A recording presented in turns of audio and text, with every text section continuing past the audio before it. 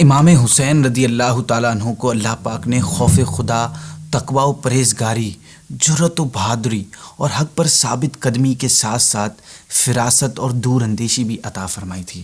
آپ رضی اللہ تعالیٰ عنہ کی یزید کی بیعت نہ کرنے کی بنیادی وجہ یہ تھی کہ وہ فاسق، فاجر، شرابی، بدکار، ظالم، بے ادب اور گستاخ شخص تھا۔ اس کی شرارتوں اور بیہودگیاں ایسی تھیں جن سے بدماشوں کو بھی شرم آئے۔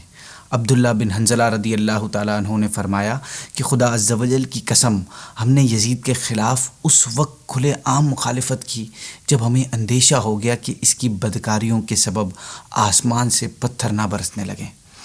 محرمات کے ساتھ نکاح یعنی ان عورتوں کے ساتھ نکاح جن کی شریعت میں اجازت نہیں، سود اور وہ چیزیں جو دین میں منع تھیں، اس بے دین نے ان کو کھلم کھلا عام کرنا شروع کر دیا۔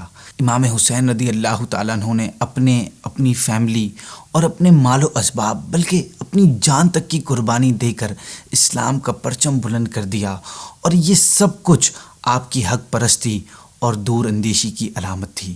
آپ نے یزید کی بیعت نہ کر کے تا قیامت حق کو باطل میں فرق کر دیا۔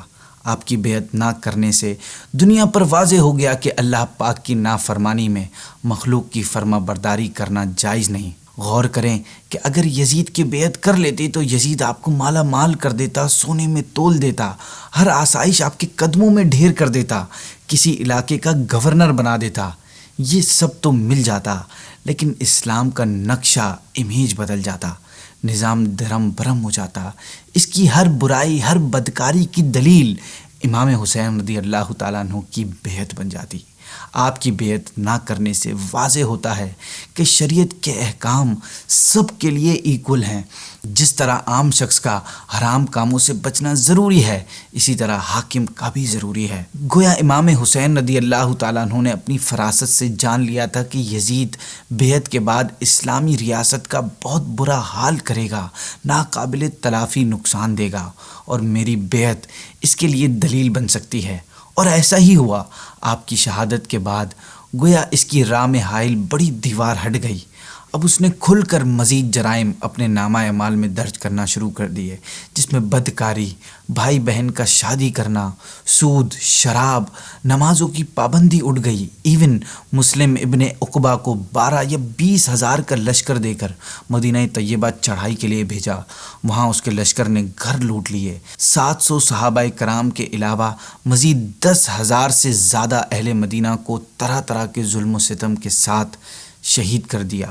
مسجد نبوی شریف کے اندر جنت کی کیاری، جو ریاض الجنہ کے نام سے مشہور ہے، میں ستونوں کے ساتھ گھوڑے باندھے 3 دن تک مسجد شریف میں کوئی نماز نہ ہو سکی۔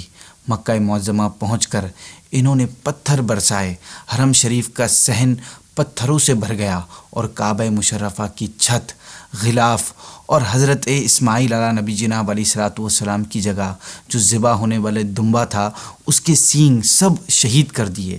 اس کے جرائم کی لسٹ بہت لانگ ہے، کس کس جرم کا ذکر کیا جائے۔